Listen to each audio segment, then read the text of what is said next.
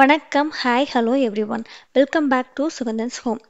பெரியவங்க நமக்கே சளி இருமல்னு வந்தால் ரொம்ப கஷ்டப்படுவோம். குழந்தைகளுக்குன்னா சொல்லவே வேணாம், ஒழுங்காக சாப்பிட மாட்டாங்க, அழுதுகிட்டே இருப்பாங்க.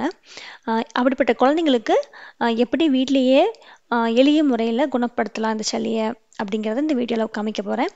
நான் வந்து ஒரு கஷாயம் பண்ண போகிறேன்.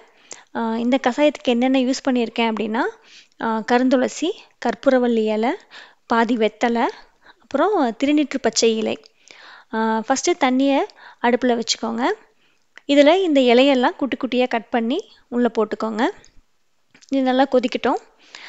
இந்த கஷாயம் வந்து 6 மாதத்துக்கு மேலே உள்ள குழந்தைங்களுக்கு காலையில் ஒரு டேபிள் ஸ்பூன், நைட் ஒரு டேபிள் ஸ்பூன் கொடுக்கலாம். 1 வயசுக்கு மேலே உள்ள குழந்தைங்கன்னா சும்மா ஒரு 1/4 டம்ளர் அளவுக்கு கொடுக்கலாம்.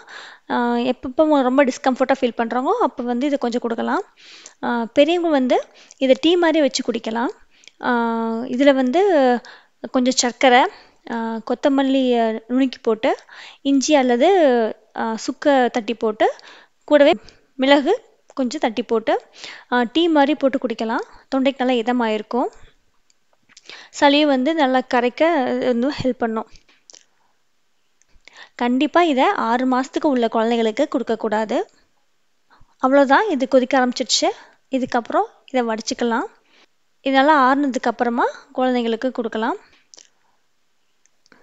இந்த வீடியோ உங்களுக்கு யூஸ்ஃபுல்லாக இருந்திருக்கும்னு நம்புகிறேன். மேலும் இந்த மாதிரி வீடியோஸ் நீங்கள் பார்க்கணுன்னு ஆசைப்பட்டீங்கன்னா மறக்காமல் எங்கள் சேனலை சப்ஸ்கிரைப் பண்ணுங்கள். கூடவே பெல் ஐக்கானை கிளிக் பண்ணுங்கள். தேங்க்யூ.